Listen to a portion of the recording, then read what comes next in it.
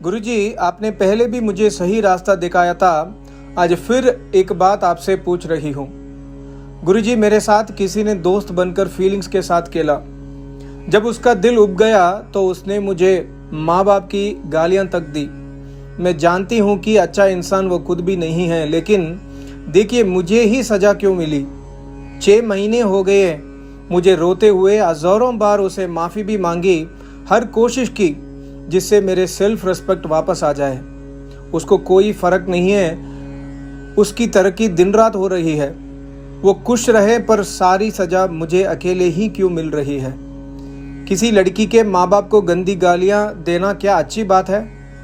मेरा तो भगवान से भरोसा ही खत्म होता जा रहा है। मैं साईं बाबा के व्रत रख रही हूँ कि एक दिन वो इंसान खुद कहे कि गलती हो गई, माफ़ कर दो। उसके बाद मैं कभी उसे देखना भी नहीं चाहूँगी। क्या मेरे व्रत का फल मिलेगा? कभी वो इंसान खुद चलकर आएगा माफ़ी मांगने? क्या मेरे प्रॉब्लम सॉल्व होगी? Please guide. मेरे आचार्य जी स्वामी राम स्वरूप जी योगाचार्य जी उत्तर देते हुए कहते हैं, my blessings to you my daughter. बेटी, ये दुनिया ईश्वर की बनाई हुई है और ईश्वर कभी भी किसी के साथ ना फेवर करता है और ना ही बुरा करता है। वे सिर्फ न्याय करते हैं, मतलब वे किए कर्मों का फल देता है। ये जो भी अपनी भावना में बहकर ये कह देते हैं कि हमारा ईश्वर से विश्वास उठ गया, इस बात को सुनकर सभी विद्वान कांप जाते हैं कि जिसकी पृथ्वी पर रहते हैं, जिसका दिया खाते हैं, जिसने शरीर दिया, सब कुछ दिया, उसी पर से हम अपना भरोसा उठा लें। ये बेटी एहसान फरामोशी और महापाप है।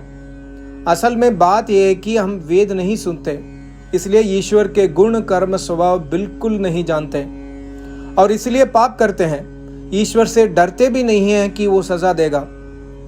ईश्वर के गुण तो केवल वेद में ईश्वर ने कहे हैं और वेद को जानने बिना कोई ईश्वर को नहीं जान सकता। उल्टा अपने मन से बनाए ईश्वर की पूजा करके दुख उठाता है।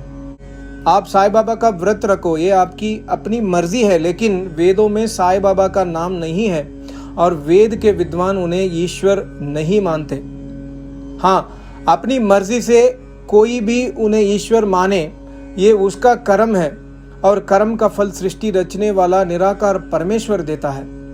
दूसरी बात यह कि जब कोई वेद जानता नहीं तो वे दूसरी की खुशियों देकर जलेगा और अपने दुख भोगते हुए रोएगा। देखो बेटा, ऋग्वेद मंत्र 10:135 1 और 2 में साफ कहा कि ईश्वर ने हमें ये जन्म अपने पाप और पुण्य भोगने के लिए दिया है। आप इसे अच्छी तरह समझ लें। कहने का मतलब है कि ईश्वर चाहता है कि हम अपनी पाप और पुण्य का फल इस शरीर के द्वारा दुख और सुख के रूप में भोगें। ये वेद न जानने वाले साधारण जन के लिए ईश्वर के नियम बनाया है। अब अगर कोई दुखी है तो वे अपनी पिछले कर्मों के पापों को भोग रहा है, और अगर कोई सुखी है, अमीर है, तो वे अपनी पिछले पुण्यों का भोग रहा है। ये बात निश्चित है कि ये सुख और दुख ईश्वर ने हमारे किए कर्मों का फल दिया है, तो हम जबरदस्ती में क्यों उसे सुख मांगते हैं? हमने ऐसा क्या पुण्य कर दिया कि हम उसे सुख मांगें? और जब वे अपने न्याय पर स्थिर रहकर हमारी बात नहीं सुनता, हमें हमारा कर्मों का फल दुख देता है, तो हम उसकी शक्ति न्याय को न जानने के कारण उस पर गुस्सा जताते हैं और कहते हैं भरोसा उठ गया। ये उचित नहीं है बेटी। दूसरी बात, अगर आपने यजुर्वेद का ज्ञान समझा होता तो यजुर्वेद ये कह रहा है कि शादी से पहले लड़का या लड़की ना तो एक दूसरे का स्पर्श करें ना दिल दें। अब इस नियम को ना जानने के कारण हजारों लड़कियों का भविष्य खराब हो चुका है। ये भी तो अपनी ही गलती है, हम ईश्वर को क्यों दोष दें? हाँ, ये अलग बात है कि उस लड़के पर तुमने विश्वास किया पर उसने तुम्हें धोखा दिया, तो ये धोखा देना उसका पाप है। परंतु ऋग्वेद के नियम के अनुसार इस पाप का फल उसे इस जन्म में नहीं मिलेगा, अगले जन्म में मिलेगा। और ऐसे ही वे जो बड़ों को गालियां दे रहा है, इस पाप का भी फल अगले जन्मों में ही मिलेगा। कोई ईश्वर के न्याय से बच नहीं पाता। नियमों को न जानने के कारण आप दुखी हैं। इसलिए बेटा, सब परेशानी छोड़ो, पिछला भूलो आगे कोई गलती ना करो।